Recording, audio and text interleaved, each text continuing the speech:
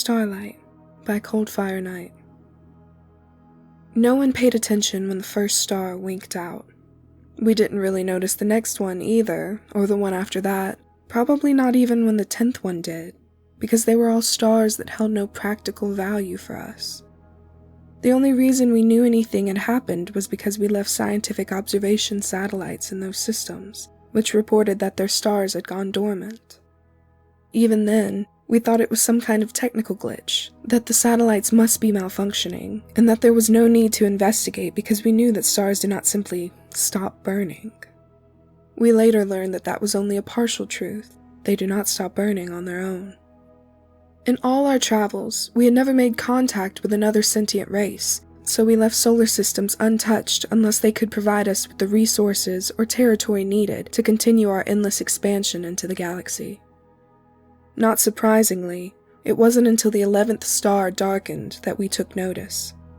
Star AK-10 did not have any notable planets or resources, but the star itself had intriguing properties, and we established a research station in its system.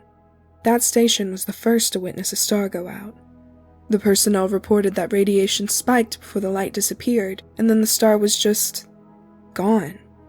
After that, there was nothing.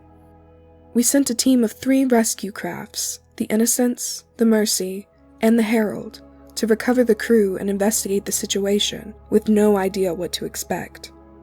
When we arrived outside the system and scanned, we found nothing. No debris, no sign of radiation, no station, no star. It was all gone like it had never existed at all. We only found the empty blackness that we believed existed between galaxies, and we were afraid. Despite that fear, we wanted to learn what had happened, so the Innocents moved into the system to investigate. Shortly after entering the system, communications with Innocents ended abruptly, and our tracking systems could no longer detect her. There were no signs of violence. She was simply gone. The Herald's captain dropped a surveillance drone at the system's edge to continue observation and ordered an immediate withdrawal to the closest solar system to determine their next course of action.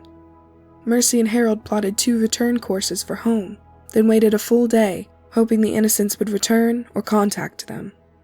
They launched on separate paths for their home port when the feed from the surveillance drone disappeared, stopping in each solar system they passed only long enough to drop a drone. The Herald arrived at Augury Station 6 days later, but Mercy never arrived.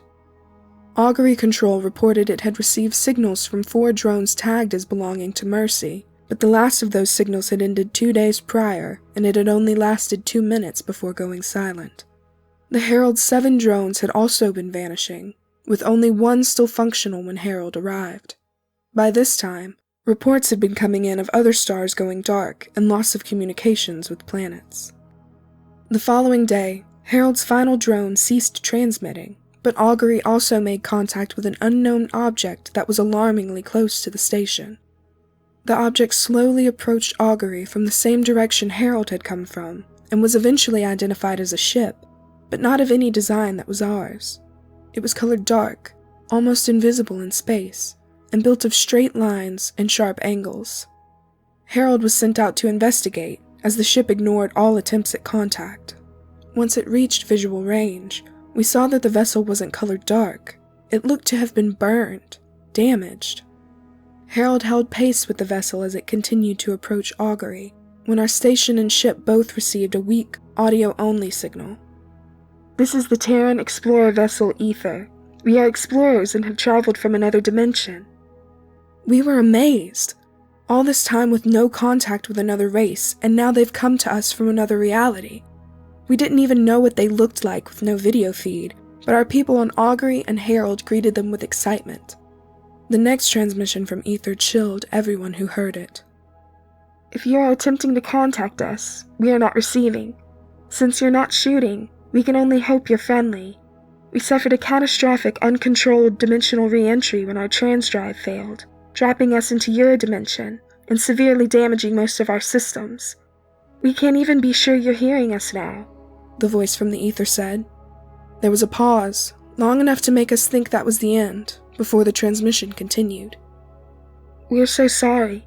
Our re-entry seems to have broken the dimensional barrier, and we believe your reality is collapsing because of it. We think We think trying to jump back out could seal off the damage done, but we don't know if it will be successful or not.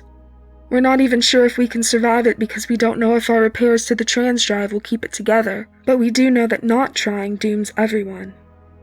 The ether began a slow turn back toward where we had first made contact. The herald turned to follow, and the ether spoke again.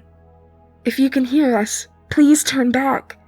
Even if this works, your ship could be damaged if it's too close. The herald withdrew but trailed at maximum sensor range until there was a burst of particles that we had never recorded before, and the ether was gone. A few moments later, a final transmission reached us, the last known words of the ether and its crew. If any more Terrans come, please tell them what happened. Know that we never meant harm and hope the next meeting between you and humanity has a better beginning and a better end. Farewell. There were no more cases of stars going out or solar systems vanishing. There was also no further contact with any other races. Our scientists spent decades studying the particles from Ether's final voyage before we finally understood them and learned how to create them on our own, successfully sending probes across dimensional boundaries and back again. Today, we find ourselves at Ether's last known location with our own ship, the Intrepid, and its crew ready to meet humanity and thank them for opening all of reality to us.